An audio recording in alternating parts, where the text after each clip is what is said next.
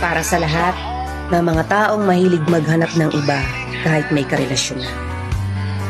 Hindi na tayo bata para maghanap ng mga bagay na wala.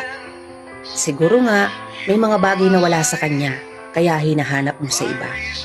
Pero hindi mo ba naisip na sa bago mong ipinalit, meron din mga bagay na wala sa kanya? Patuloy mo na lang bang hahanapin yung mga bagay na wala? Bakit hindi ka na lang kaya makontento sa kung anong meron ka?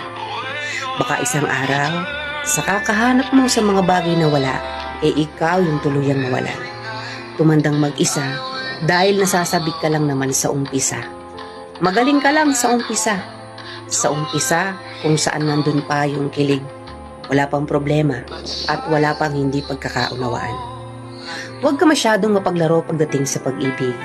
Huwag pairalin yung damdamin na sa una ng lahat gagawin.